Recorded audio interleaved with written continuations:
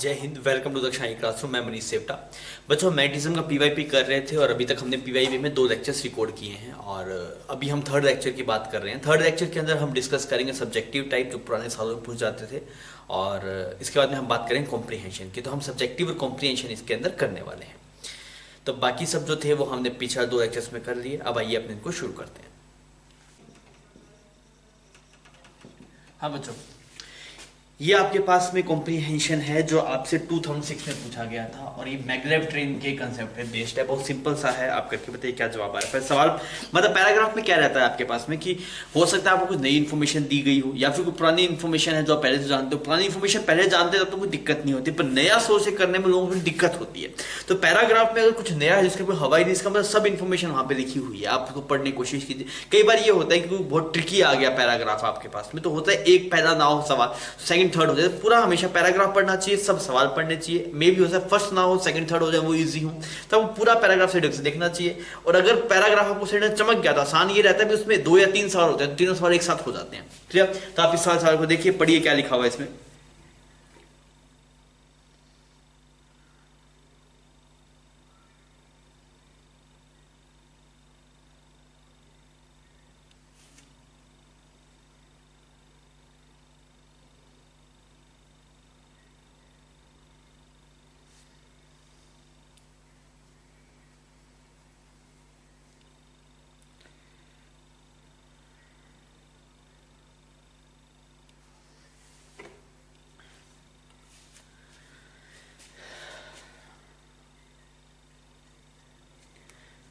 हाँ भी हुआ।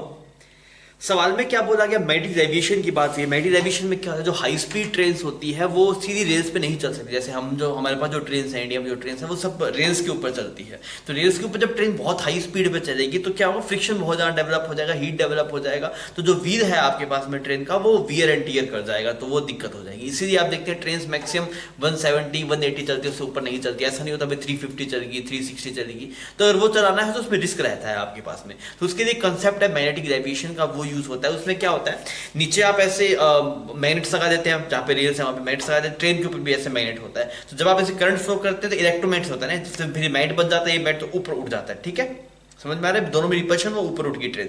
अब जो ट्रेन है वो रेल्स के कांटेक्ट में नहीं है, तो मतलब फ्रिक्शन नहीं रहेगा। अब फ्रिक्शन नहीं रहेगा, एक तो वियर एंड टियर नहीं होगा, दूसरी बात है फ्रिक्शन नहीं है तो रोकने वाला नहीं है, तो आपको स्पीड ज्यादा मिल सकता है।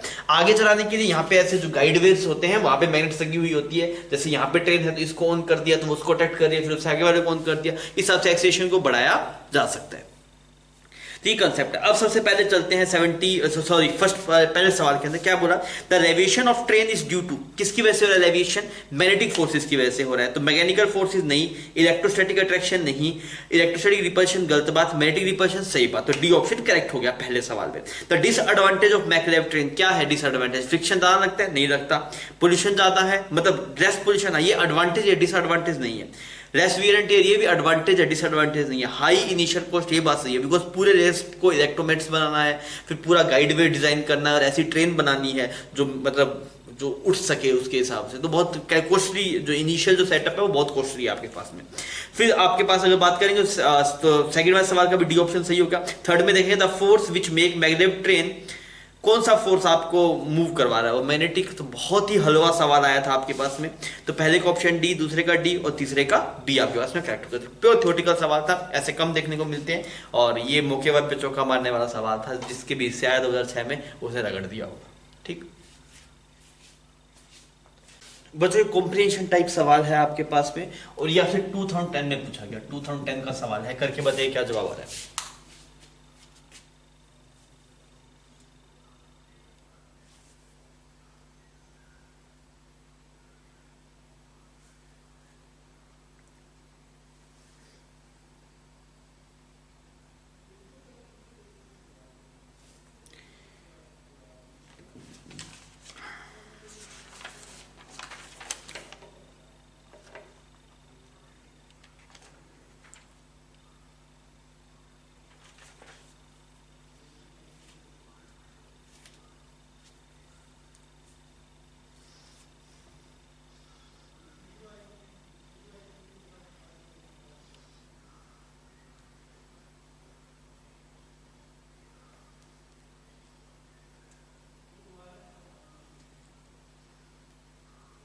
हाँ भी हुआ। बट जो 81 जो सॉरी जो फर्स्ट सवाल का जो आंसर आएगा आपके पास है वो ए आएगा, और सेकंड वाले का आंसर आएगा आपके पास में बी। तो ये आपके पास सही जवाब होने चाहिए। कैसे करेंगे देखिए, सवाल में आपको क्या बोला गया, आपको बोला गया था electric resistance of certain material known as superconductor. Superconductor वो मटेरियल होता है जिनकी रेजिस्टेंस टेंडिंग टू जीरो हो जाती है, और जीरो को टेंड कर जाती है, तो बहुत थोड़े से पोटेंशियल डिफरेंस में बहुत ज्यादा करंट फ्लो कर जाता है, ठीक है। The changes abruptly from non zero to zero at a certain temperature critical, मतलब जैसे ही आप टेम्परेचर, जैसे एक सुपर कंडक्टर है, एक कोई मटेरियल है, वो उसको सुपर कंडक्टर बोल देते हैं। जैसे आप टेम्परेचर कम करेंगे, जब तक क्रिटिकल टेम्परेचर नहीं आया उससे पहले रेजिस्टेंस कुछ थी, जैसे क्रिटिकल टेम्परेचर सडन जीरो हो जाएगी। तो अच्छा है कि भाई क्रिटिकल टेम्परेचर पे आती है रेजिस्टेंस कितनी हो जाती है, जीरो आती है। क्रिटिकल टेम्परेचर ऊपर वो नॉन जीरो रेजिस्टेंस शो कर रहा है, वो एक जैसे नॉर्मल कंडक्टर है वैसे बिहेव कर रहा है। और क्रिटिकल टेम्परेचर पे ले आएंगे या फिर उससे कम टेम्परेचर पे ले आएंगे तो सुपर कंडक्टर बिहेव करना शुरू कर देगा। जो डिसएडवांटेज है सुपर कंडक्टर वो यही है कि मतलब इसलिए हम प्रैक्टिकल लाइफ में यूज नहीं कर पा रहे हैं, क्योंकि उसका टेम्परेचर बहुत कम रिक्वायर्ड है। मतलब बहुत कम टेम्परेचर अगर आपके पास में होगा तब भी तो सुपर कंडक्टर से बिहेव करेगा, और इतना कम टेम्परेचर बना पाना संभव नहीं रहता है।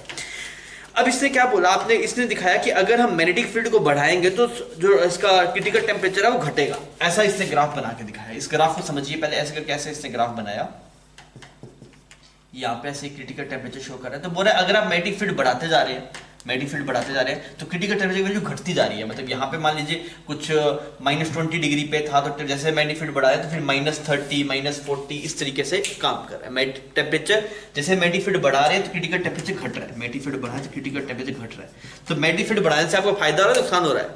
नुकसान हो रहा है ना। क्रिटिकल टेम्परेचर घट रहा है यार, क्रिटिकल टेम्परेचर घटेगा तो और कम करना पड़ेगा टेम्परेचर। मान लीजिए अभी 0 डिग्री पे कोई सुपर कंडक्टर बन रहा था, मैग्नेटिक फील्ड लगा दी, फिर वो -5 पे बनेगा तो और टेम्परेचर कम करना पड़ेगा, दिक्कत है थोड़ी। या फिर मान लीजिए आपका टेम्परेचर पहले से बहुत कम है, तब ये आपको हेल्प कर सकता है। समझ में आ रही है मेरी बात? तो ये इसने बोला। अच्छा, ये कहानी सारी समझ में आ गई। तो ये सिलेबस में नहीं है ये चीज, बस कॉम्प्रिहेंशन में था ज्ञान तो हमने पढ़ लिया। अब क्या बोल रहा है, ये ग्राफ बता रहा है आपको, बोल रहा है 2 मैग्नेटिक फील्ड लगाए गए, B2 बड़ा है एज कंपेयर टू B1। तो क्रिटिकल टेम्परेचर किस में ज्यादा आएगा, क्रिटिकल टेम्परेचर किस में ज्यादा आएगा, ज्यादा मैग्नेटिक फील्ड लगाया तो मतलब इसमें जो क्रिटिकल टेम्परेचर होगा वो ज्यादा होगा एज कंपेयर टू इसका क्रिटिकल टेम्परेचर। समझ मारी मेरी बात? बिकॉज ज्यादा मैग्नेटिक फील्ड लगाए तो क्रिटिकल टेम्परेचर घटेगा। तो जो ग्राफ शुरू होना चाहिए वो B2 कोरेस्पोंडिंग कम टेम्परेचर शुरू होना चाहिए, B2 कोरेस्पोंडिंग कम टेम्परेचर शुरू होना चाहिए। तो ऐसा ए में हो रहा है, देखिए ए का ग्राफ कुछ यहां से शुरू हो रहा है, बी का कुछ यहां से शुरू हो रहा है। तो ये तो B2 हो गया, ये B1 हो गया। ये तो चाहिए था कि भाई अगर आप ग्राफ बना रहे हैं रेजिस्टेंस वर्सेस टेम्परेचर का, टेम्परेचर का, तो अगर ये B2 वाला केस लग रहा होगा तो कम टेम्परेचर के ऊपर वो सुपर कंडक्टर बनेगा। तो यहां पे बनेगा, ये ज्यादा बनेगा तो कुछ ऐसा ग्राफ बनेगा जो उससे बना रखा है। क्लियर? तो B option, sorry A option आपके पास में करेक्ट हो गया। फिर अगर आप आते हैं नेक्स्ट सवाल के, तो उससे बोला गया कि किसी सुपर कंडक्टर का जो क्रिटिकल टेम्परेचर था वो था 100 केल्विन। कितना था? 100 केल्विन। ठीक है, फिर इससे बोला गया कि इसको मैग्नेटिक फील्ड में रखा गया। कितना मैग्नेटिक फील्ड लगाया? 7.5 टेस्ला। B = 7.5 Tesla. तो अगर आप मैग्नेटिक फील्ड लगाएंगे तो क्रिटिकल टेम्परेचर घटेगा। तब बोला अब क्रिटिकल टेम्परेचर हो गया that is 75 kelvin. That is 75 kelvin. भाई 75 केल्विन बहुत कम होता है, समझ रहे हैं? मतलब आप देखिए ये -173 डिग्री सेल्सियस है, -173, मतलब धरती पे तो कहीं नहीं मिलेगा ऐसे इतना कम टेम्परेचर आपको, वो डिजाइन करना पड़ेगा। और फिर और कम हो गए यहाँ पे। अच्छा, अब इसने क्या बोला कि अगर ये इतना डाटा हमें गिवन था, अब इसने बोला कुछ इन्फॉर्मेशन दे रहा हूं। उसने बोला अगर हम मैग्नेटिक फील्ड को 5 टेस्ला कर दें तो क्रिटिकल टेम्परेचर कितना हो जाएगा? उसने बोला 80 हो जाएगा। अब मुझे पता भी अगर आपने 5 टेस्ला किया है, अगर आपने 5 टेस्ला किया है तो 5 टेस्ला किया, इसका मतलब क्या हो गया भाई साहब? इससे ये मैग्नेटिक फील्ड ज्यादा है, तो जो आपके पास में क्रिटिकल टेम्परेचर आएगा इस वाले केस में वो 75 से बड़ा आएगा और 100 से कम आएगा। अरे समझ में आ रहा है? बिकॉज 7.5 लगाया तब 25 केल्विन डाउन हुआ। अगर आप 5 लगाएंगे तो 25 केल्विन डाउन नहीं, उससे कम डाउन होगा। तो जो क्रिटिकल टेम्परेचर है वो 75 और 100 के बीच में रहेगा, 75 और 100 के बीच में रहेगा। तो इस वजह से आपके पास में हो रहेगा। अब कितना रहेगा एग्जैक्टली 80 रहेगा ये तो कोई बता नहीं सकता ना। अब उस सवाल में बोलते भाई सब कि वो एग्जैक्टली 80 रहेगा, कैसे पता? नहीं पता भाई, ऐसा रहेगा ये मुझे पता है। फिर बोला गया कि अगर ये है तो ऐसा रहेगा। तो ये तो फिर यही बात बोली जो अपने बोल रहे हैं। सेकंड वाले ऑप्शन में अगर आप देखिए उसने बोला कि अगर हमें 5 टेस्ला लगाए 75 से 100 के बीच में रहेगा। हाँ ये बात चमकती है। फिर उसने बोला अगर 10 टेस्ला लगाएंगे तब क्या होगा? अगर आप 10 टेस्ला लगाएंगे, 10 टेस्ला लगाएंगे तो भाई साहब जो मैग्नेटिक फील्ड होगा, अगर आप 10 टेस्ला लगाए तो इससे भी कम हो जाएगा। तो जो क्रिटिकल टेम्परेचर होगा, अगर आपने मैग्नेटिक फील्ड 10 टेस्ला लगाया तो क्रिटिकल टेम्परेचर 75 केल्विन से भी कम हो जाएगा। तो उस वजह से वो मैच नहीं कर रहा। और 10 टेस्ला एग्जैक्ट वैल्यू लिख दी वो हमें पता नहीं है। समझ में आ रही है बच्चों बात? तो ये भी आसान सवाल था, इसमें दो ऑप्शन, मतलब पहले वाले का ऑप्शन ए सही हुआ और दूसरा सवाल के अंदर आपके पास ऑप्शन बी सही हुआ। क्लियर?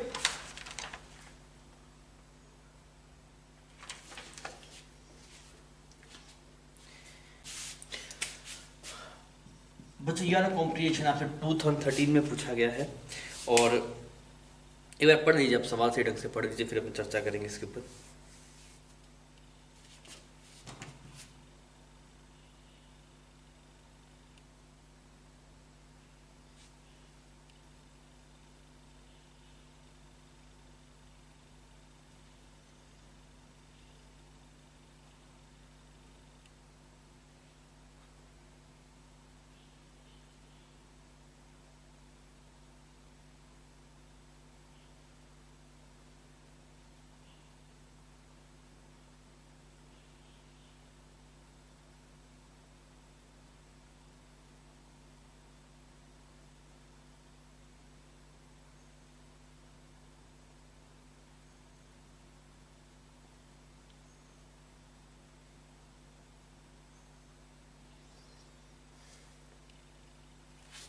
क्या क्या गिवन है बच्चों? आपको बोला कि क्यू चार्ज है और वो ऐसे आर रेडियस में कुछ घूम रहा है आपके पास में, यहाँ पे ऐसे आर रेडियस में घूम रहा है, ठीक।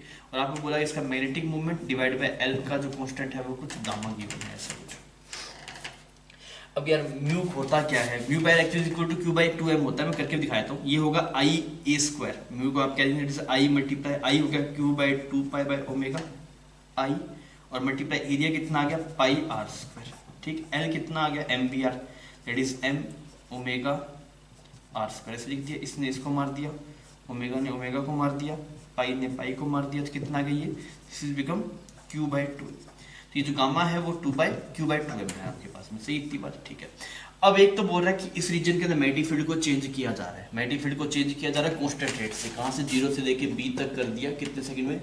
1 सेकंड के अंदर। सबसे पहले हम सेकंड वाले सवाल में देखते हैं।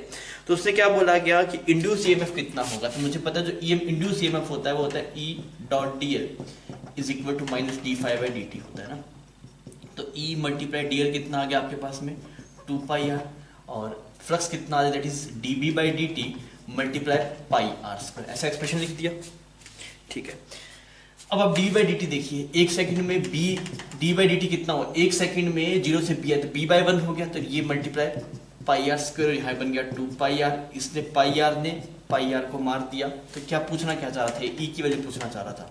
तो ई की वैल्यू अगर आप देखेंगे तो ये बन गई B R divide by 2, B R divide by 2। ये सही हो गया आपके पास में, तो बी ऑप्शन करेक्ट हो गया 84 का। अब देखिए इसका सेकंड पोर्शन आसान था, फर्स्ट पोर्शन थोड़ा सा कैलकुलेटिव है। फर्स्ट पोर्शन में चलते हैं, क्या बोला गया? The change in magnetic movement associated with the orbit at the end of time interval of magnetic field change. Change in magnetic movement पूछ रहा है ना ये आपसे, मैग्नेटिक डाइपोल मूवमेंट में कितना चेंज आएगा। तो यार हम कैसे करें उसको? मैग्नेटिक डाइपोल मूवमेंट का हमें चेंज देखना है, तो मैंने लिख दिया वैसे तो mu by L is equal to Q by 2m होता है आपके पास में, ठीक। तो अगर आप चेंज देखें तो आप एंगुलर मोमेंटम का चेंज निकाल लें, फिर मल्टीप्लाई क्यू बाय 2m कर लें, तो इसका चेंज मिले delta of mu, delta of magnetic moment is equal to Q by 2m multiply delta of L. अच्छा हाँ भाई ये आ गया आपके पास में। अच्छा अब इसका चेंज इन एंगुलर मोमेंटम अगर आप देखेंगे, कैसे लिखेंगे चेंज इन एंगुलर मोमेंटम? तो बच्चों ये एक्सप्रेशन आ गया। अगर आप इनिशियल एंगुलर मोमेंटम देखेंगे, initial angular momentum that is M V R होता है, that is M omega R square. Omega initial given था सवाल का, एल फाइनल निकालना है, तो क्या that is M omega final R square. Omega final निकालना है। ओमेगा फाइनल कैसे निकालेंगे? Omega final is equal to omega initial plus alpha T. इस सवाल में दिक्कत ये है कि उसने क्लियरली मेंशन नहीं किया कि चार्ज किस तरफ घूम रहा है। तो आप ऐसे मान के चलेंगे चार्ज कुछ ऐसा घूम रहा है, तभी जाके रिजल्ट आएगा। मैं जो सही आंसर है वो तभी आएगा। ये एक दिक्कत है इस सवाल के अंदर, फिर चार्ज का रोटेशन नहीं दिया वो देना चाहिए। तो चार्ज अगर ऐसे रोटेट करेगा तभी सही आंसर आएगा ना। चार्ज ऐसे रोटेट करता हूँ मानिए, मैग्नेटिक मोमेंट इसका बाहर की तरफ मानिए। अच्छा अब आप देखिए, तो फाइनल ओमेगा लिखेंगे तो इनिशियल ओमेगा आपको सवाल में गिवन है, क्या इनिशियल गिवन है। अल्फा कैसे निकालें? अल्फा अगर आप देखेंगे तो क्यू ई बाय एम, ये एक्सीलरेशन हो गया, मल्टीप्लाई आर, ये अल्फा हो गया, सही। तो आप यहाँ पे plus Q E by M R, और टाइम है 1 सेकेंड, क्लियर। अब ई की वैल्यू पुट करिए तो ओमेगा फाइनल कितना बना? Omega plus Q by M R, और ई की वैल्यू है बी आर बाई 2, इस आर ने इसको मार दिया, तो ओमेगा फाइनल बन गया बच्चों omega plus Q B by 2m, ये बन गया। तो मैं यहाँ पुट कर that is m omega plus Q B by 2m multiply R square, ऐसा एक्सप्रेशन दिखाई दे रहा है।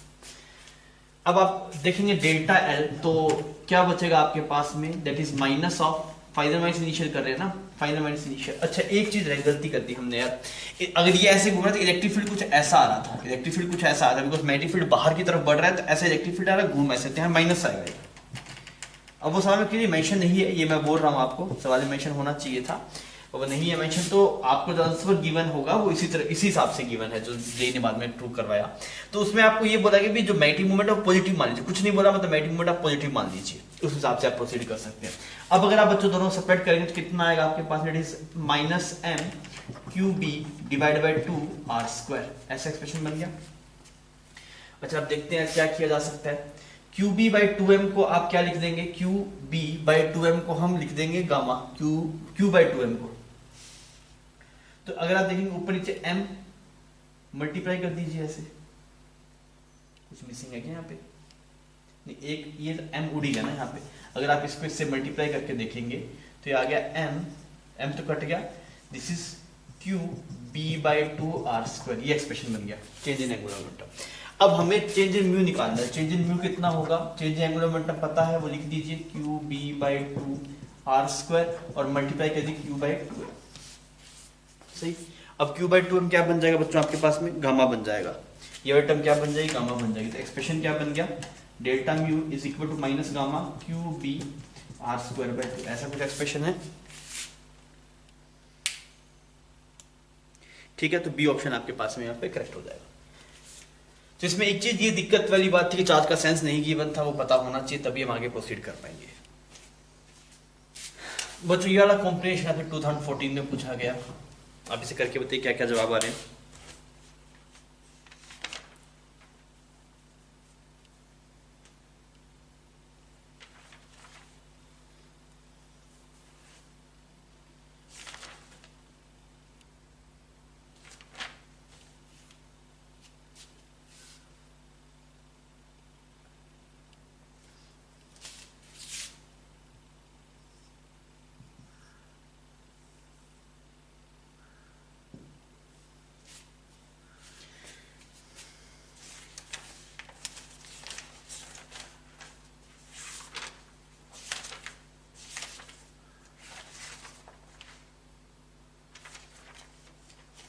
हाँ भाई, पहले का जो आंसर आपके पास में आएगा वो आएगा सी, और सेकंड का जो आएगा वो बी। ठीक है, ये आंसर आपके पास में आना चाहिए, फर्स्ट का सी, सेकंड का बी। अब सवाल मैं इसको करूंगा नहीं, आसान सवाल है, देखिए क्या मैं बताया तरीका क्या है। सबसे पहले तो डायग्राम देखने में दिक्कत हो, इसको ऐसे बना लीजिए इस प्लेन के हिसाब से, तो वायर्स ऐसे बना लीजिए, इसको इसके प्लेन में रख लीजिए। अब आपको बोला जाए इसमें करंट अंदर जा रहा है बाहर जा रहा है, आप डिसाइड कर लीजिए। अब इसकी वजह से मैग्नेटिक फील्ड पता है, या तो इधर आएगा या फिर इधर आएगा, डायरेक्शन पे डिपेंड करेगा। इसकी वजह से मैग्नेटिक फील्ड पता है, फिर इधर आएगा इधर आएगा, और इसकी वजह से पता है यहाँ पे इधर आएगा। तो आपको डिफरेंट डिफरेंट केसेस बताए गए, ये ऑप्शन में सब में आप चेक करके देख लीजिए कि कौन कौन से केसेस में आपके पास में जीरो बन रहा है। तो अगर आप करेंगे सी ऑप्शन कट हो जाएगा, डायरेक्टली कर पाएंगे ना, एक फाइनाइट वायर की वजह से पता है, इसकी वजह से डायरेक्शन क्लियर है, एक्सप्रेशन पता है mu naught I divide by 2 pi D, इसकी वजह से क्या that is mu naught I divide by 2 R sin cube theta. आपको कैलकुलेशन है, आप करेंगे तो आपका B option C option correct आ जाएगा। सेकंड सवाल में क्या बोला गया, बोला गया कि वैसे भी डी बहुत बड़ा है, मतलब लूप बहुत छोटा सा है, फिर इसको ऐसे क्या किया, इसको ऐसे जो इसका डायमीटर था इसे 30 डिग्री ऐसे टर्न कर दिया, ऐसे ये लूप कुछ ऐसा बन गया आपके पास में। अब आपसे पूछा गया कि बताइए इस पे टॉर्क कितना है, टॉर्क कितना आता है, that is mu cross B. अब मैग्नेटिक फील्ड आप इसकी वजह से निकाल दीजिए, मैग्नेटिक फील्ड यहाँ पे कितना आएगा, that is mu naught I divide by 2 pi D, B net जो आएगा that is mu naught I divide by 2 pi D, एक वायर की वजह से। इसके से आप निकालिए, दोनों को जोड़ दीजिए, तो मैग्नेटिक फील्ड पता होगा, म्यू आप लिख लेंगे that is I multiply area, और एंगल आपको पता है। तो ये सवाल आपको करना है, आसान है, आई होप आप इसको इजीली कर पाएंगे। बच्चों ये वाला कॉम्प्रिहेंशन 2014 में पूछा गया, और इसमें more than one option correct भी हो सकते हैं, और सवाल आसान है पर थोड़ा सोचने वाला है। करके बताइए क्या जवाब आएगा।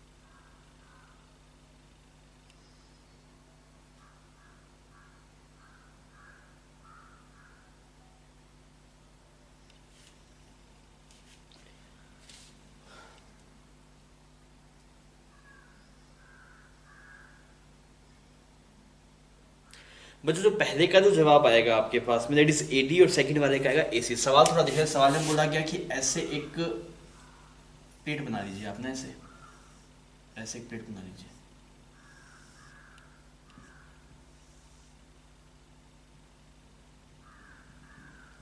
ठीक, ऐसे प्लेट बना लीजिए। आपको डायमेंशंस गिवन है कि इसकी जो लेंथ है आपके पास में वो L है, ये ऐसे कुछ, ये लेंथ कितनी होगी आपके पास में L होगी, और आपको विड्थ गिवन है, ये विड्थ कितनी है आपके पास में W, और ये आपके पास में कुछ D है। Clear?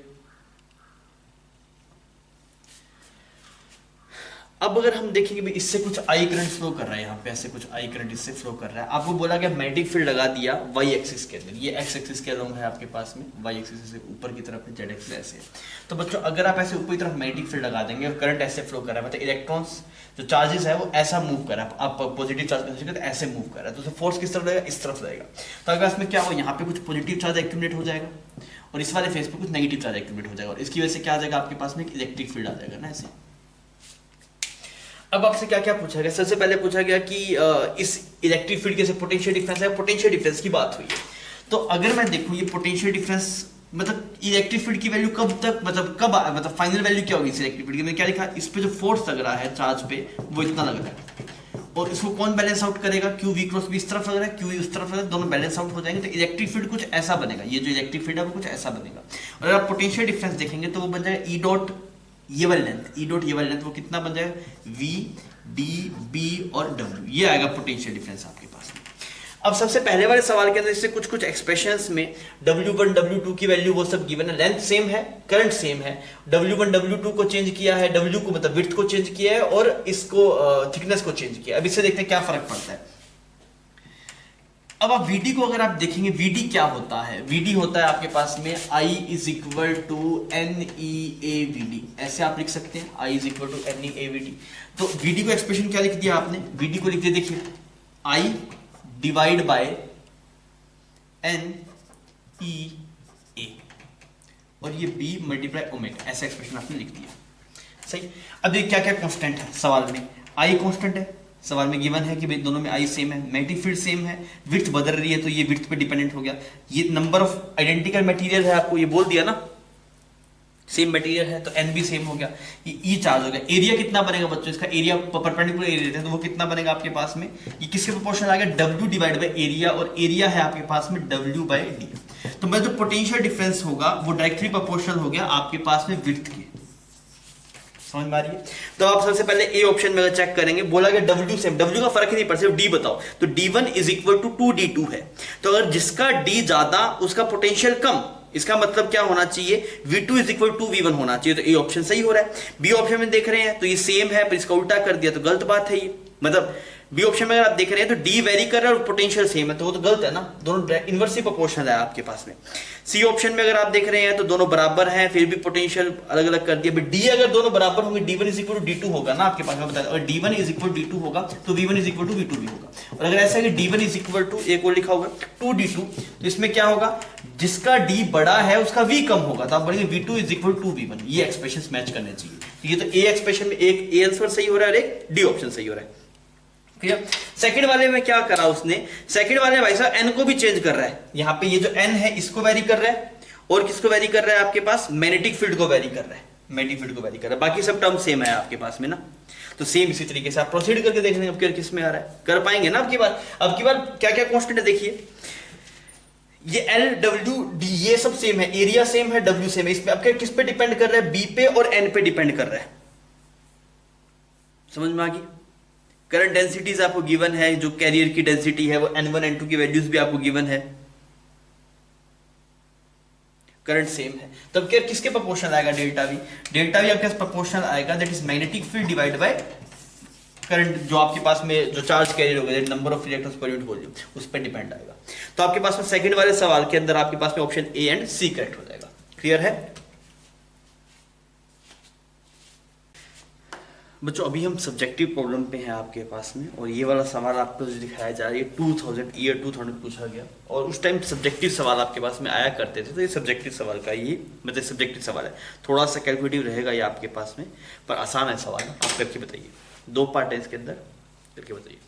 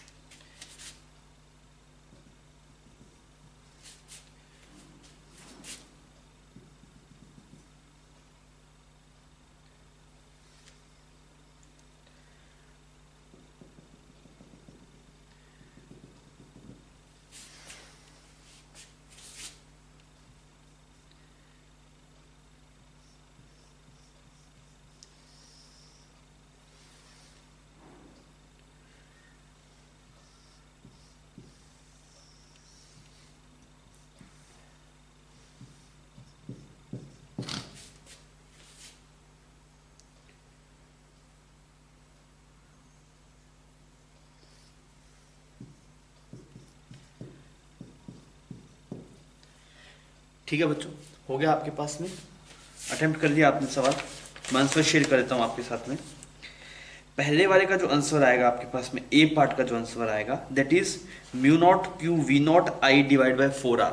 Mu naught Q V naught I divide by 4r K cap, that is minus K cap. ठीक है, ये फोर्स आ गया।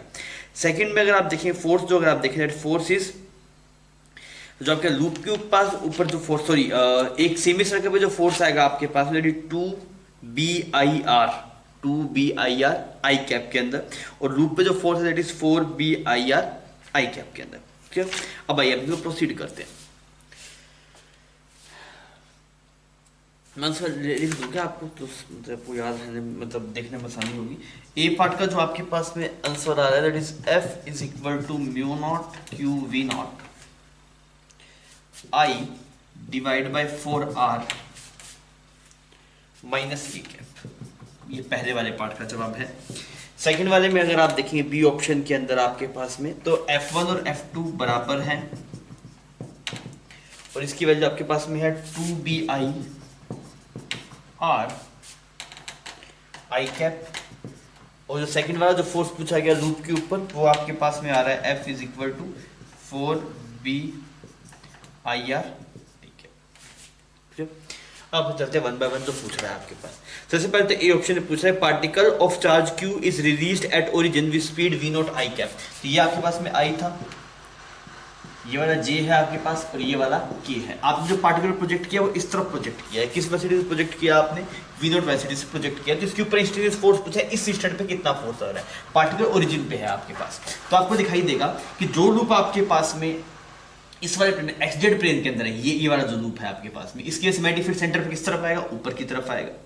और इसकी वजह से अगर आप देख रहे हैं तो इसकी वजह से इस तरफ आएगा। तो इस वाले लूप की वजह से जो यहाँ पे मैग्नेटिक फील्ड होगा वो इस डायरेक्शन में होगा, इस डायरेक्शन में होगा। इसकी वजह से जो होगा वो ऊपर की तरफ होगा। तो अगर एक मूविंग चार्ज पे अगर आप देखें, यहाँ पे मैग्नेटिक फील्ड B1 है, यहाँ पे ऐसे कुछ B2 है, तो इसकी वजह से तो कोई फोर्स ही नहीं रहेगा ना। F is equal to Q V cross B होता है, यहाँ पे V और B में एंगल 0 हो गया आपके पास। सिर्फ इस वाले मैग्नेटिक फील्ड की वजह से फोर्स रहेगा। तो अगर आप फोर्स देखेंगे तो फोर्स कितना है, देखिए पार्टिकल इस तरफ प्रोजेक्ट किया जा रहा है, पार्टिकल इस तरफ प्रोजेक्ट किया जा रहा है, मैग्नेटिक फील्ड ऊपर की तरफ। पहले फोर्स की डायरेक्शन देखिए, थंब अंदर की तरफ आ रहा है, मतलब फोर्स किस तरफ आएगा? माइनस के कैप में फोर्स आएगा। तो F आता है क्यू वी बी, तो आपने लिखा क्यू वी की जगह वी नॉट, क्रॉस बी आना चाहिए पर एंगल 90 डिग्री, इस वजह से क्रॉस हमने हटा दिया, या फिर वो साइन 90 बन जाएगा। बी की वैल्यू इसकी वजह से अगर आप देखेंगे सेमी सर्कल की वजह से कितना आता है? Mu naught I divide by 4r। 4r की जगह आप यहाँ पे पुट कर दीजिए, और किस तरफ आ रहा है? माइनस के कैप में। तो ये आपके पास से फोर्स का एक्सप्रेशन आ गया। तो फोर्स जो आया that is Q V naught mu naught I divide by 4r minus K cap. Please check, same आ रहा है क्या? हाँ सेम आ रहा है आपके पास। ठीक है, तो बच्चों ए पार्ट हमने सॉल्व कर दिया। अब हम बी पार्ट के ऊपर चलते हैं। बी पार्ट में क्या बोल रहा है कि आपने एक एक्सटर्नल मैग्नेटिक फील्ड लगा दिया B naught J, external magnetic field है B naught J, okay.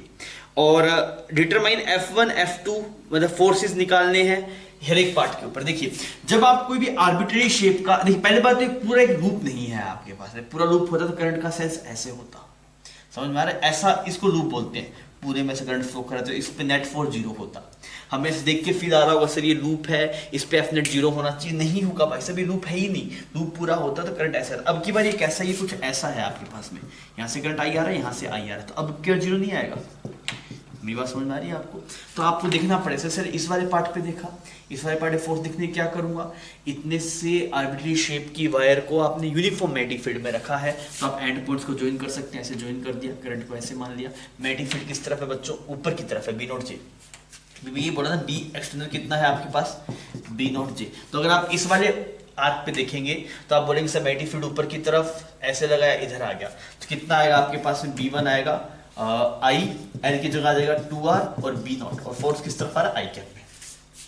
Clear? Similarly अगर आप इसके ऊपर फोर्स देखेंगे तब भी यही बात बोलेंगे, इसको जो स्टेट वाइज रिप्लेस करेंगे वो भी यही होगी आपके पास, तो B2 भी यही आएगा, it is I 2R B not I cap.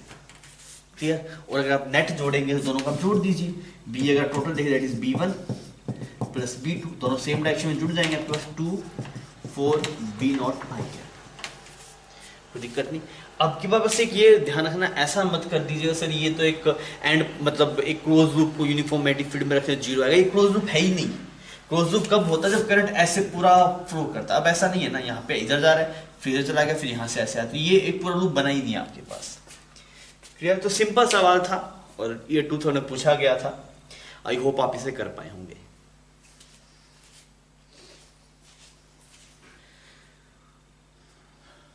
बच्चों ये वाला सवाल आपसे 2001 में पूछा गया, 2001 का सब्जेक्टिव प्रॉब्लम है, थोड़ा सा लिटिल बिट लेंदी है, बहुत ज़्यादा लेंदी नहीं है, सिंपल ही हो जाएगा आपसे करने बैठेंगे तो। इतने छोटी का सवाल हम क्लास के नोट्स में हम करते आए हैं। अब मुझे करके बताइए क्या जवाब आ रहा है। से ढंग से पढ़िएगा सवाल को, एक एक वर्ड को से ढंग से पढ़िए। हम बहुत बार सिर्फ यही गलती करते हैं, हम सवाल से ढंग से नहीं पढ़ते। सवाल से ढंग से पढ़ लेंगे तो आधी गलतियाँ होनी खत्म हो जाएगी। करके बताइए।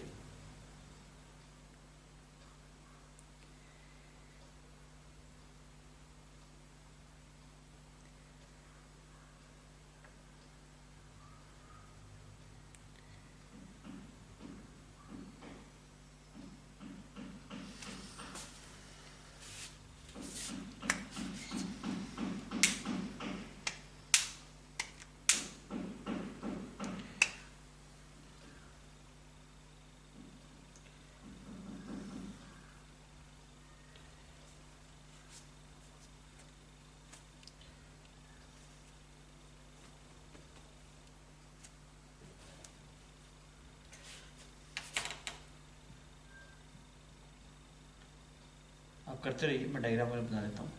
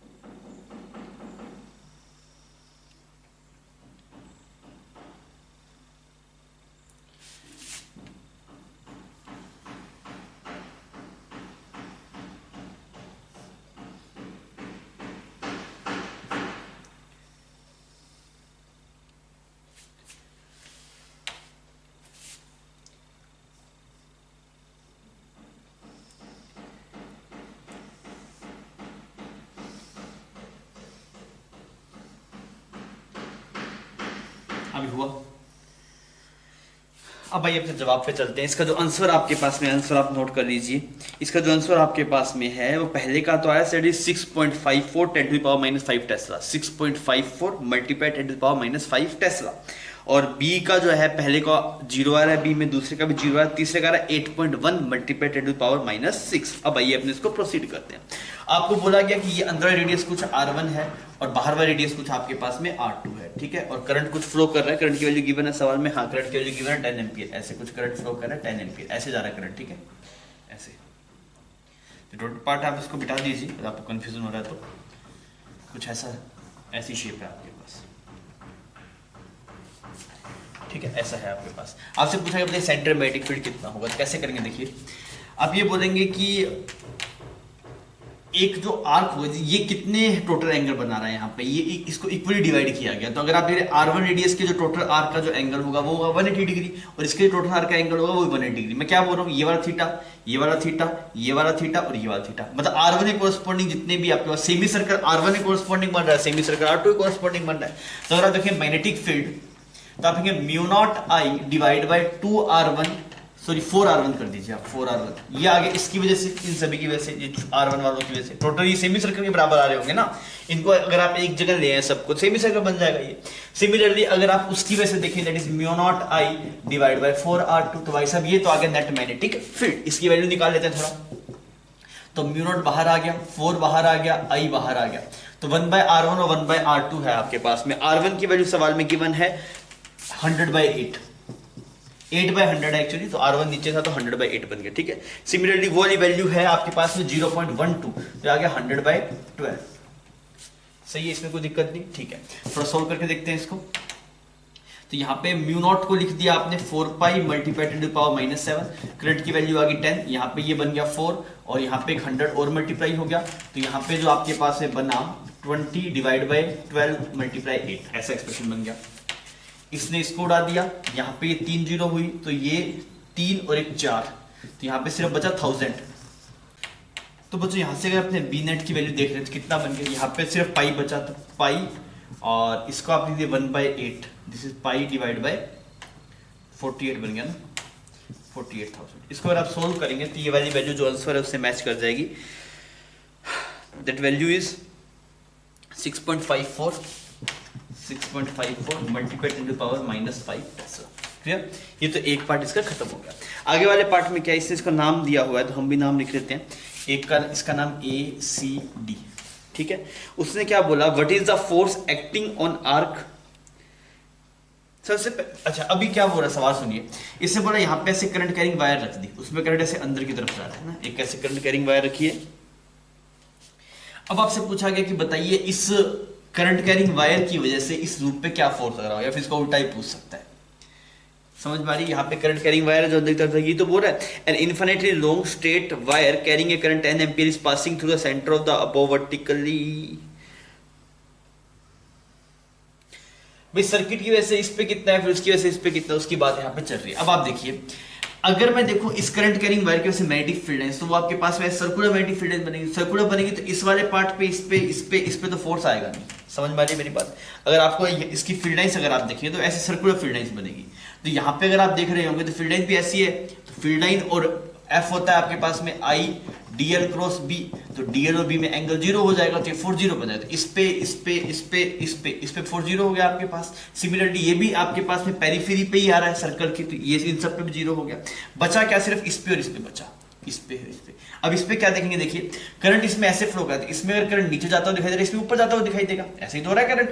तो इस पे जैसा फोर्स लग रहा होगा जस्ट अपोजिट इस पे लग रहा होगा। सिमिलरली इस पे जैसा फोर्स लग रहा है, क्योंकि मैग्नेटिक फील्ड ऐसा है तो मैग्नेटिक फील्ड यहाँ पे कुछ ऐसा होगा, तो इस पे जो फोर्स लग रहा होगा बच्चों वो ऊपर की तरफ लग रहा है इस वाले पार्ट पे। सिमिलरली अगर आप इस पे देखेंगे तो वो फोर्स नीचे की तरफ लग रहा होगा, तो ये दोनों आपस में कैंसिल आउट हो जाएंगे, ये दोनों भी कैंसिल आउट हो जाएंगे, ये दोनों भी कैंसिल आउट, ये दोनों भी कैंसिल आउट। मतलब इस करंट कैरिंग वायर की वजह से लूप पे, या फिर लूप की वजह से करंट कैरिंग वायर पे जो फोर्स की वैल्यू आएगी आपके पास कितनी आएगी, 0। तो अगर आप बोलूं force on loop due to wire तो कितना आएगा, 0। इसका उल्टा भी सही है आपके पास। क्लियर, कोई दिक्कत नहीं यहां तक, ठीक है। नेक्स्ट वाले पार्ट में क्या बोल रहा है आपको बोल रहा है कि आर्क एसी पे कितना फोर्स है। इस वाले पार्ट की बात करें एसी पे, तो एसी पे 0 है। फोर्स ऑन एसी कितना होगा, फोर्स ऑन एसी पार्ट कितना आएगा आपके पास, 0 आएगा, बिकॉज वही तो सर्कल की पेरिफेरी पे आ गया। फिर पूछा है सीडी पे, हाँ सीडी पे फोर्स आ जाएगा। सीडी फोर्स किस तरफ आएगा बच्चों, मैग्नेटिक फील्ड ऐसा है ना आपके पास में, इनटू द प्लेन में आएगा। अगर आप बात करें फोर्स ऑन सीडी तो कितना आएगा आपके पास में, दैट इज, अब कैसे करें यार, ये कुछ ऐसा बन गया। देखिए करंट कैरिंग वायर ऐसे है, ये ऐसे एक वायर है CD, इसकी दूरी कितनी है, यहाँ से इसकी दूरी है R1 और यहाँ से इसकी यह दूरी है R2। अब मैं क्या करूंगा, इस पे जो फोर्स अगर निकालना है CD पे, कैसे निकालूंगा, जैसे मैं छोटे से एलिमेंट पे लिखता हूँ, यहाँ से x दूरी पे dx विड्थ का एलिमेंट पकड़ लेता हूँ, तो इसमें फोर्स क्या लिखूंगा, dF is equal to I, length होगी dx और b की वैल्यू यहाँ पे आएगी mu naught I divide by 2πx। इसको इंटीग्रेट कर दीजिए, ऐसे तो करेंगे। इस वाली वैल्यू कैसे मैग्नेटिक फील्ड निकाल दिए, यहाँ पे वो कितना है mu naught I divide bye 2πd, तो यहाँ पे ये x का फंक्शन है तो x की फंक्शन लिख लिया।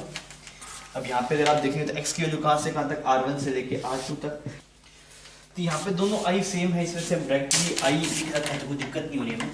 तो यहाँ पे अगर आप देखेंगे तो यहाँ पे बन जाएगा i स्क्वायर, इधर आ गया आपके पास म्यू नॉट i स्क्वायर, 2 पाई इधर रह गया आपके पास, म्यू नॉट i स्क्वायर 2 पाई इधर आ गया, और dx ये बन जाएगा ln x। लिमिट चली जाएगी r1 से लेके r2 तक। तो f का जो एक्सप्रेशन आया वो म्यू नॉट को लिखा 4 पाई 10⁻⁷, i स्क्वायर की वैल्यू 100 होगी, डिवाइड बाय यहाँ पे 2 पाई आ गया, और ये बन गया ln r2 बाय r1।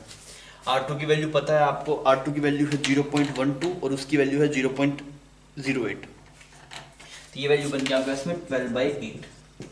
फिर आप ये सोल्व कर लीजिए, आपको जवाब मिल जाएगा। तो यहाँ पे जो आंसर आपके पास में निकल के आता है दैट इज 8.1 मल्टीप्लाई 10⁻⁻6 मीटर।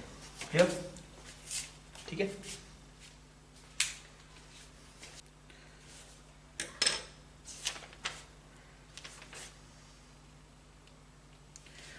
बच्चों यह सवाल आपसे 2003 में पूछा गया, 2003 का सवाल है। आप मुझे करके बताइए क्या जवाब आ रहा है। थोड़ा कैलकुलेटिव है आपके पास में, पर आप कर पाएंगे।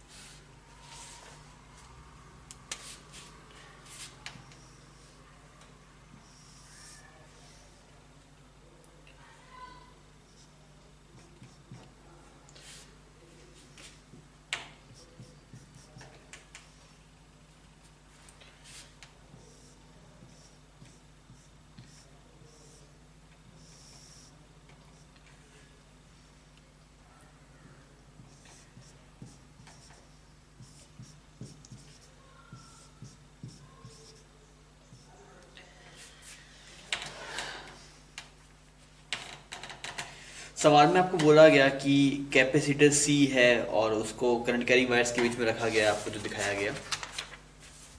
आपसे बोला गया कि करंट की जो वैल्यू है वो एक्सप्रेशन गिवन है, I is equal to I naught sine omega T, I is equal to I naught sine omega T, ऐसा एक्सप्रेशन आपको गिवन है।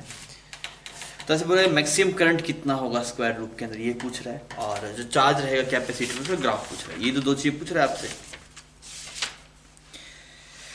है एक्सप्रेशन, मतलब वो ज़्यादा दिक्कत नहीं है, फ्लक्स वगैरह लिख के आप सोल्व करें तो इजीली हो जाएगा। थोड़ा गणित आपको यहाँ पे दिखाई देगा पर हो जाएगा आपसे।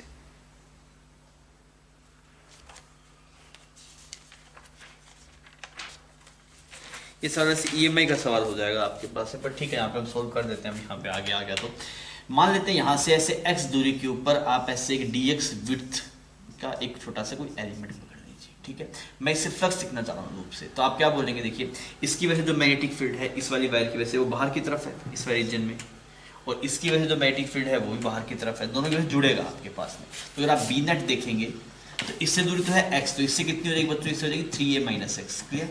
तो अगर आप बी नेट देखेंगे तो ये बन जाएगा mu naught I divide by 2πx plus mu naught I divide by 2π 3a - x। फिर ये नेट मैग्नेटिक फील्ड आ गया।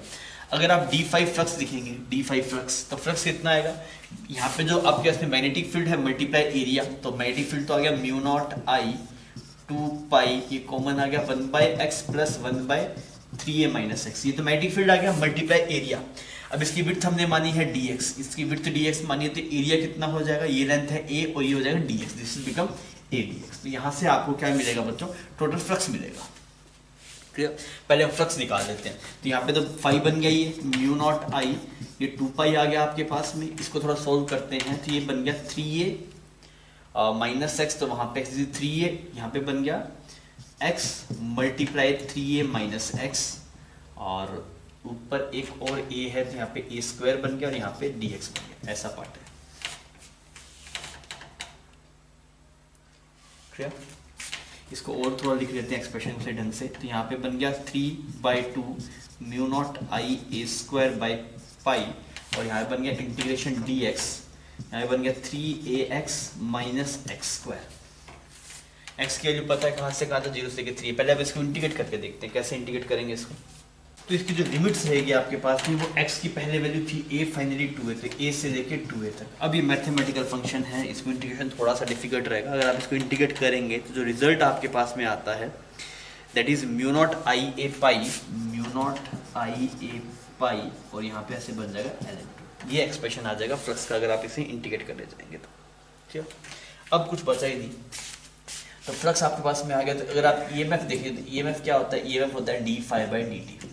अब फ्लक्स में अगर आप आई की वैल्यू पुट करेंगे तो आई का एक्सप्रेशन क्या है, that is I naught sine omega T. यहाँ क्या बन जाएगा mu naught a by 2, mu naught a by 2, और यहाँ पे ln2, ये एक्सप्रेशन आ गया। और आई की वैल्यू आप पुट करें, that is I naught sine omega T. सही, ईएमएफ के लिए आप इसको डिफरेंशिएट मार दीजिए।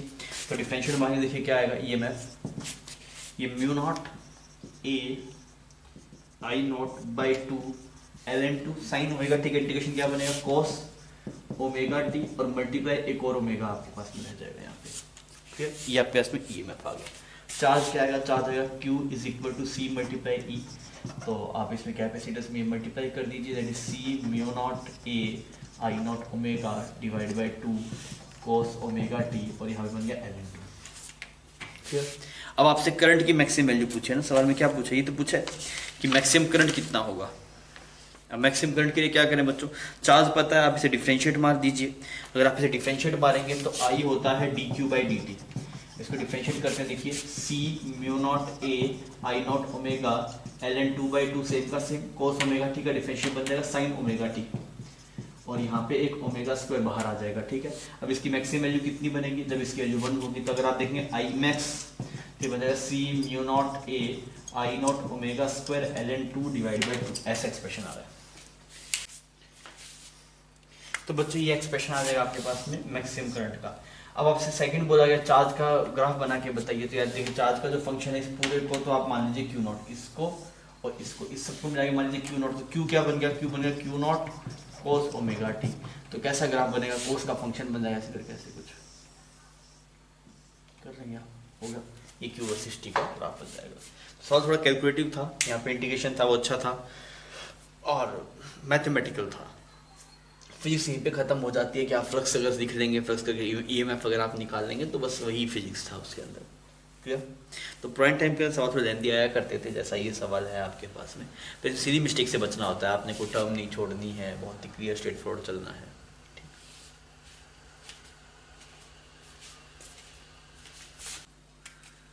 बच्चों ये वाला सवाल आपसे 2004 में पूछा गया था, 2004 में। अब बताइए करके क्या जवाब मिल रहा है आपको।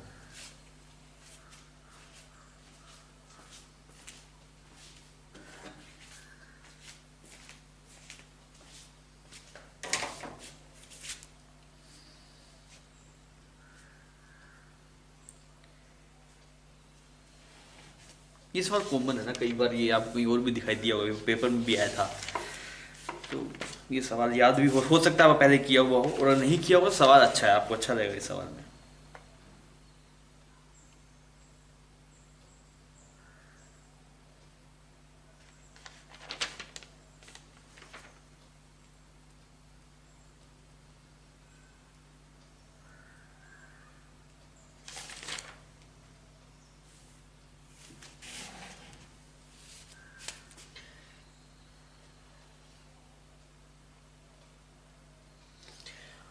ठीक है, मैं इसे कर रहा हूँ। इसका जो आंसर है that is D T not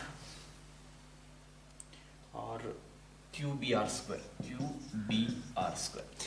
अब देखिए सवाल में क्या बोला है आपको, सवाल में ऐसा बोला है कि यहाँ पे दो रस्सियों से एक रोड को हैंग किया गया, और इस रोड के ऊपर ऐसे एक रिंग है आपके पास में ना, और इस रिंग की रेडियस कुछ आर है आपके पास में, कुछ भी बोला। अब बोला कि इनिशियल जो टेंशन है आपके पास में, इस वाली रस्सी में भी टी नोट है और इस वाली रस्सी में भी टी नोट है, कुछ नहीं हो रहा, सिर्फ ऐसे पड़ा हुआ है। तो आप क्या बोलते हैं, 2 टी नोट किसके बराबर हो जाएगा आपके पास, एम जी के बराबर हो जाएगा। ठीक है, अब सवाल में क्या किया, इसको रोटेट करना शुरू कर दिया, रिंग को रोटेट करना शुरू कर दिया ऐसे ओमेगा से, और मैग्नेटिक फील्ड स्विच कर दिया आपने ऊपर की तरफ। तो अब देखिए क्या होगा, जब ये वाला सिनेरियो बनेगा कि जो रिंग है आपके पास से वो रोटेट होना शुरू हो गया और मैग्नेटिक फील्ड भी ऑन हो गया, तो इस पर टॉर्क लग रहा होगा। कैसा टॉर्क लगेगा, देखिए ये यहाँ पे इस पर क्यू चार्ज है और उसको घुमाया जा रहा है, तो इसका जो मैग्नेटिक मूवमेंट आएगा वो इस तरफ आएगा। ये वाली डायरेक्शन होगी आपके पास में म्यू वेक्टर की, ये है मैग्नेटिक फील्ड की। तो टॉर्क कैसा घुमाने की कोशिश करता है, तो टॉर्क आएगा ना आपके पास में, तो जो टॉर्क रहता है वो इस तरीके से वो चाहता है कि मैग्नेटिक मूवमेंट और मैग्नेटिक फील्ड डायरेक्शन सेम करने की कोशिश करे, तो ऐसे करके ऐसे उठाने की कोशिश करेगा।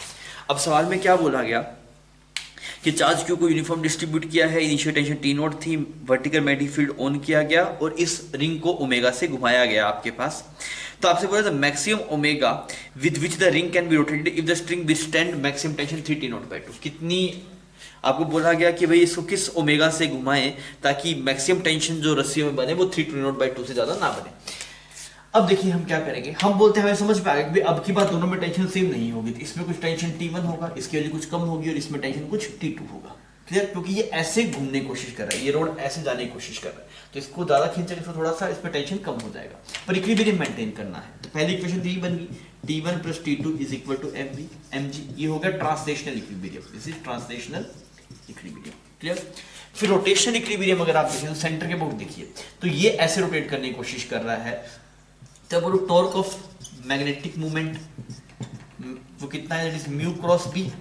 तो म्यू की वैल्यू कितनी आ गई, म्यू को म्यू होता है NIA, तो नंबर ऑफ टर्न्स तो 1 है, आई हो जाएगा Q divide by 2 pi by omega, और ये पाई आर स्क्वायर हो गया, तो ये आ गया ना Q omega R square by 2, ये आ गया मल्टीप्लाई बी हो गया, तो कितना बन गया Q omega R square B by 2, ये आपके पास में टॉर्क आ गया। अब देखिए आपको रोटेशनल इक्विलिब्रियम बनाना है, रोटेशनल इक्विलिब्रियम अगर बच्चों बनाना है तो टॉर्क को भी नेट जीरो करना पड़ेगा, तो ये ऐसे घुमाने की कोशिश करे, इसका टॉर्क लिख दिया। अब ये जो टेंशन है T1 ये भी ऐसे घुमाने की कोशिश कर रहा है, ये दोनों सपोर्ट कर रहे हैं ना, और ये पूरी डिस्टेंस D है, तो ये डिस्टेंस हो जाएगा आपके पास में D/2, तो इसका सपोर्ट कर रहा है, that is plus T1 D/2, और इसका जो टॉर्क है वो अपोजिट सेंस में आएगा, तो वो इसको बैलेंस आउट करेगा, बिकॉज आप चाहते हैं रोटेशनल इक्विलिब्रियम, तो net torque should be is equal to 0। तो एक इक्वेशन बच्चों यहां से आपके पास से बन के आ गई, that is Q omega R square B by 2 is equal to T2 minus T1, और इसको D कर देता हूँ, D को नीचे भेज देता हूँ यहाँ से, बस वो 2 वो सब साफ हो जाएगा, ये एक इक्वेशन ये बन गई। ठीक है, अब देखिए आपको T1 प्लस T2 mg ये सब लिखा हुआ है, तो mg की वैल्यू किसके बराबर कर दी हमने, 2 T नॉट के बराबर कर दी, तो इसको एक इक्वेशन को ऐसे लिख देता हूँ, T1 plus T2 is equal to 2 T naught, और दूसरी इक्वेशन मेरे पास क्या बने, T2 minus T1 is equal to Q omega R square B by D, ऐसा एक्सप्रेशन बन गया। आपने इसको ऐड किया तो ये साफ हो गया, यहाँ पे बन गया 2 T naught, sorry 2T2 is equal to 2 T naught plus Q omega R square B by D, ऐसा एक्सप्रेशन बन गया। अब मुझे पता है T2 की मैक्सिमम वैल्यू कितनी हो सकती है, 3 T नॉट बाई 2, तो आपने इसको 3 T नॉट बाई 2 के बराबर कर दिया, बिकॉज आपको पता है जितना ज्यादा ओमेगा होगा उतना ही T2 ज्यादा होगा, तो T2 की maximum value 3 T not by 2 यहाँ पे पुट कर देता हूँ मैं, तो अगर मैं यहाँ पे पुट करूंगा तो ये बन जाएगा, और ये 3 T नॉट इधर जाएगा तो T नॉट बन जाएगा, T naught is equal to Q omega R square B by D, तो यहाँ जो ओमेगा आया मतलब T नॉट डी और Q आर स्क्वायर बी, ऐसा बन गया ये ओमेगा का एक्सप्रेशन। ये जो जवाब था आपके पास, क्लियर है।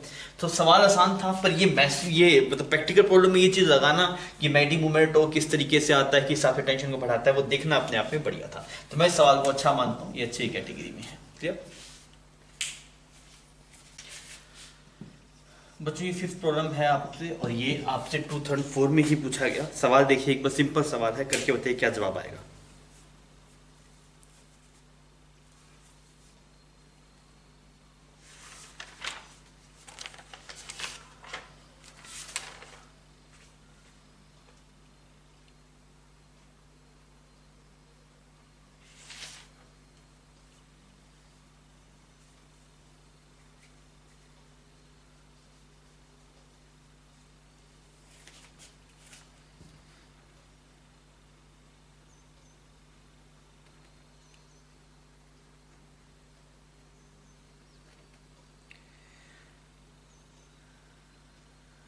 अभी हुआ, बहुत ही आसान सवाल है। इसका जो आंसर है दैट इज 1/√2। सवाल में क्या बोला गया, एक प्रोटॉन और अल्फा पार्टिकल को सेम पोटेंशियल डिफरेंस से एक्सीलरेट किया गया और एक यूनिफॉर्म मैग्नेटिक फील्ड में वो एंटर होते, रेडियस ऑफ कर्वेचर पूछा गया। रेडियस ऑफ कर्वेचर फॉर्मूला क्या होता है, आर होता है mv/qb, रेडियस ऑफ कर्वेचर होता है। अब आपको पता है कि अगर आप मतलब कांस्टेंट पोटेंशियल डिफरेंस से एक्सीलरेट करेंगे तो ये जो आपके पास पोटेंशियल एनर्जी का चेंज आएगा वो काइनेटिक एनर्जी में कन्वर्ट हो जाएगा, ऐसा लिख सकते हैं हम, इसको आप काइनेटिक एनर्जी बोल सकते हैं। तो मैं इसको √2mk/qb। अब करना थोड़ा आसान है, ठीक। आपके पास में क्या क्या, एक तो प्रोटॉन है और एक अल्फा पार्टिकल है, अल्फा पार्टिकल हो गया, ठीक है। अब देखता हूँ, तो मैंने लिखा, ऊपर लिखा रेडियस ऑफ प्रोटॉन, नीचे लिखा रेडियस ऑफ अल्फा पार्टिकल, इसी का रेशियो पूछा ना आपसे, प्रोटॉन टू द। तो रेडियस ऑफ प्रोटॉन में क्या आएगा, 2 मास ऑफ प्रोटॉन mp लिख दिया। काइनेटिक एनर्जी आपके पास में कितनी है, दैट इज q और मल्टीप्लाई डेल्टा वी, और एक प्रोटॉन पे चार्ज एक इलेक्ट्रॉन के बराबर होता है, तो आपने e डेल्टा वी कर दिया, ठीक है। अच्छा ठीक है, डिवाइड बाय क्या आएगा आपके पास में, QB। तो QB एक इलेक्ट्रॉन का चार्ज है, मैग्नेटिक फील्ड कुछ भी आ गया। ये चलते हैं अल्फा पार्टिकल के लिए, √2 मास ऑफ हीलियम 24 होता है, हीलियम 24, तो मास 4 टाइम्स ऑफ प्रोटॉन हो जाएगा आपके पास, ठीक है। चार्ज की अगर आप बात करें तो ट्वाइस हो जाएगा ना, चाहे इसमें 2 प्रोटॉन हो जाए, 2 e delta we divide by charge यहाँ पे 2e और एक b आ गया, सही। EB ने EB को मार दिया, MP ने MP को मार दिया, E डेल्टा V ने E डेल्टा V को मार दिया। तो ऊपर जो नंबर बन रहा है वो बन रहा है √2, नीचे जो नंबर बन रहा है आपके पास में, और दिस इज बिकम, ये तो कट जाएगा ना आपके पास में यहाँ पे 2, तो सिर्फ आपके पास, सॉरी यहाँ पे ये 4 ये कट जाएगा आपके पास, तो यहाँ पे 2 आ गया, तो रेशियो क्या आ गया, 1/√2 का रेशियो आ गया। ठीक, तो बहुत ही स्ट्रेट फॉरवर्ड सिंपल सवाल था, हो सकता था बहुत ही इजीली। बच्चों यार सवाल आपसे 2006 में पूछा गया, ठीक है। थोड़ा सा आपको एप्लीकेशन वाला सवाल है, मतलब जो चीज़ें आप जानते हो थोड़ा अप्लाई करके देखना, तो आप देखेंगे ढंग से तो सवाल हो जाएगा ना। आप मुझे करके बताइए क्या जवाब आ रहा है।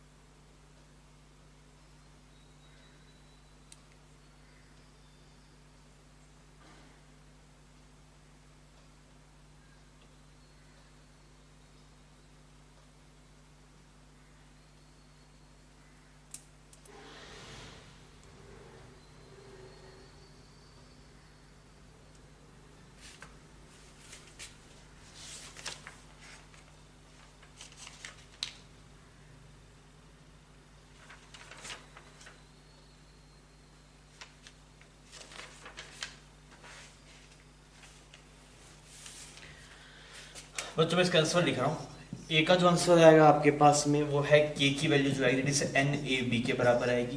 बी वाला जो है आपके पास में उसमें जो कांस्टेंट है torsion constant that is Ni0 AB divide by pi. Similarly अगर आप सी ऑप्शन की बात करेंगे तो ये जो थीटा मैक्स आपके पास में आएगा, थीटा मैक्सिमम आपके पास में आएगा that is Q √NA B pi divide by 2I0। ये आपके पास में 3 आंसर्स आपके पास होंगे। किया जाए सवाल को थोड़ा देखें। देखिए सवाल में अगर आप पढ़ेंगे तो इसे बोला गया in a moving coil galvanometer में torque of coil can be represented, जो टॉर्क लग रहा है उसको उसने लिखा है K × I, ऐसे लिखा है। K कुछ कांस्टेंट है और आपको बोला गया the rectangular coil galvanometer having number of turns, यहाँ पे ऐसे कुछ कोइल रहती है उसके अंदर गैल्वेनोमीटर में ना, ऐसे नंबर ऑफ टर्न्स कुछ N है, एरिया कुछ A है और उससे कुछ I करंट फ्लो कर रहा है। मूवमेंट ऑफ इनर्शिया गिवन है I is movement of inertia, okay. और सबसे पहले तो आपसे K की वैल्यू ही पूछी गई, K की वैल्यू कितनी होगी। अब इसमें क्या करें, देखिए तो टॉर्क का एक्सप्रेशन हम जो लिखते हैं वो लिखते हैं म्यू क्रॉस बी, ऐसा ही कुछ होगा, म्यू क्रॉस बी ऐसा एक्सप्रेशन लिखा जाएगा। तो यार म्यू की वैल्यू क्या होती है, जैसे Ni है, N इससे करंट कुछ कितना फ्लो कर रहा है, उस करंट की वैल्यू सवाल में गिवन है क्या, I करंट उससे फ्लो कर रहा है Ni, और एरिया कितना है उसका A, ये टॉर्क हो गया, यहाँ पे B हो गया और वो थीटा तो 90 डिग्री हो जाएगा अगर उस इंस्टेंट की अगर आप टॉर्क की बात कर रहे हैं तो। ठीक है जी। अब आपने इसको किसके बराबर करना है, इसको आपको की आई के बराबर करना है। की आई, तो आई ने आई को मार दिया तो के की वैल्यू कितनी आएगी, एन के बी आ गया। तो पहला ऑप्शन तो सही बैठेगा। कुछ नहीं यार, आप सिंपल कोयल मानिए, ऐसे कोयल है, उसे टर्न्स वगैरह कुछ गिवन टॉर्क पूछा, कोई दिक्कत नहीं है उसमें। सेकंड आपसे पूछा टोरिजन कांस्टेंट कितना होगा, ये पूछा इसने कि टोरिजन कांस्टेंट कितना। टोरिजन कांस्टेंट क्या है, देखिए जैसे मान लीजिए आपके पास में एक स्प्रिंग रहता है, हम जैसे आप अगर जो झूला झूलते थे, अब जैसे झूला झूलते थे ना, उसमें अगर ऐसे गोल गोल गोल गोल गोल घुमाते थे, छोड़ते थे, फिर ऐसे ऐसे खुलता था, याद है आपको। तो टोरिजन करने का मतलब क्या, जैसे एक रस्सी है, आपने उसका टोरिजन करेगा तो वापस घूम के ऐसे आने की कोशिश करेगी। तो ये वाला जो टॉर्क है वो टोरिजनल टॉर्क है आपके पास में। जैसे मान लीजिए आपके पास में कोई भी एक कागज है, आपने उसको ऐसे लपेटा, तो ऐसे ऐसे फोल्ड किया तो वापस घूम के ऐसे आएगा आपके पास में। समझ पा रहे हैं मेरी बात को। जैसे मान लीजिए ये कोई कागज है मेरे पास में, ठीक है, ऐसे रस्सी होती है, तो मैं इसको ऐसे ऐसे करूँगा तो वापस घूम के ऐसे सीधा होने की कोशिश करेगा ना। तो इसकी वजह से ये जो टॉर्क आता है उसको बोलते हैं टोरिजनल टॉर्क। और ये बहुत सिंपल होता है, किसके प्रोपोर्शन होता है, ये जो टॉर्क होता है आपके पास, इट इज सी थीटा, ये टोरिजनल टॉर्क होता है। लोग नाम से घबरा देते हैं पर बहुत आसान है। टोरिजनल टॉर्क मतलब आप किसी को ऐसे टॉर्क करने की कोशिश कर रहे हैं तो घूम के वापस आएगा। तो आप सोच के देखिए, जितना ज्यादा एंगल आप उससे ऐसे रोटेट करने की कोशिश करें, उतनी ज्यादा उसका वो जोर लगाएगा वापस घूम के आने की। समझ में आ रही है। आप याद करिए कि झूला होता था, उसको ऐसे गोल गोल घुमा, जितना ज्यादा घुमाते थे उतना ही तेजी से वो घूमता, वो वापस आता था। क्लियर। तो ये टॉर्क होता है आपके पास। अब इस सवाल में बोल क्या रहा था, ये बोल रहा था कि अगर हम आई नॉट करंट फ्लो करवाते हैं तो इसे π/2 का डिफ्रैक्शन आता है। तो मैंने बोला टॉर्क कितना था उस करंट के कोरस्पॉन्डिंग, अगर आप टॉर्क देख रहे होंगे तो टॉर्क आपके पास में उस करंट के कोरस्पॉन्डिंग जो था, दैट इज, यहाँ से आप लिख सकते हैं, हमने अभी यहाँ टॉर्क लिखा था, that is mu cross B, that is NIAB। ये टॉर्क था आपके पास में, और ये टॉर्क किसके बराबर हो गया, that is C multiply π/2, because इतना डिफ्रैक्शन वो प्रोड्यूस कर रहा है। ठीक है। अच्छा, अब आप यहाँ पे अगर आप देखेंगे तो I की वैल्यू आपके पास में I नॉट पुट कर दीजिए, तो यहाँ पे C की वैल्यू कितनी आ रही है, NI0AB, 2 ऊपर चला गया आपके पास में, और दिस इज डिवाइड बाय पाई, ऐसा एक्सप्रेशन आ रहा है। हाँ, जो C पार्ट में आपसे पूछ रहा है कि अगर हमने इससे कुछ Q चार्ज फ्लो करवाया तो इसमें मैक्सिमम एंगल कितना है, वो डिफेक्ट कितना वो पूछ रहा है। तो इसको थोड़ा सा अलग अप्रोच से करना पड़ेगा हमें। सी पार्ट थोड़ा सा डिफरेंट है, उसमें बोला गया कि अगर इससे मैक्सिमम चार्ज कुछ क्यू फ्लो करवा दिया, सडन क्यू चार्ज फ्लो करवा दिया, तो कितना एंगल मैक्सिमम जाएगा। तो मैंने बोला मुझे पता है टॉर्क का एक्सप्रेशन जो आता है दैट इज NIA ना, तो NI और A और B, ये आपका टॉर्क का एक्सप्रेशन आ गया। पर यहाँ पे हमें करंट की बात नहीं हुई, यहाँ पे इसमें चार्ज की बात हुई है। तो हम एक काम करते हैं, दोनों तरफ dt मल्टीप्लाई कर देते हैं ऐसे, ये क्या बन जाएगा, NIAB dt। अच्छा, इसको अगर आप देखें तो ये बन गया angular impulse, this become angular impulse, ठीक है। और यहाँ पे ये बन जाएगा इट इज NQAB, ठीक है। अभी एंगुलर इंपल्स किसके बराबर है, इट इज I ओमेगा, तो आप बोल देंगे that is moment of inertia multiply omega, तो NQAB, ऐसा एक्सप्रेशन आ गया। तो ओमेगा की वैल्यू जो बच्चों आ जाएगी NQAB divide by moment of inertia, ऐसा एक्सप्रेशन आ रहा है। अब ये ओमेगा है, इसी क्षण जो घूमना शुरू होगा, तो मैं क्या बोलूँगा, ये जो रोटेशनल काइनेटिक एनर्जी थी ये उस ट्रेडिशनल जो स्प्रिंग है उसी काइनेटिक एनर्जी में चली जाएगी। तो हाफ की एक्स स्क्वायर होता है, की जगह कॉन्स्टेंट सी है यहाँ पे, और वहाँ पे डिस्प्लेसमेंट होता है, यहाँ पे थीटा हो जाएगा आपके पास। अब इस हाफ ने इस हाफ को मार दिया, हमसे थीटा जो पूछा है, तो अगर आप देख रहे हैं थीटा, तो थीटा कितना बन जाएगा बच्चों, थीटा बन जाएगा I/C का रूट और ये ओमेगा, ऐसा एक्सप्रेशन बनेगा।